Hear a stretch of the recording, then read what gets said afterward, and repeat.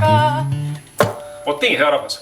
Selline lugu siis ja rohkem selle loo kohta saate kuulda, kui tulete Kärdla ratsupäevadele 4.–7. august Linnumäel.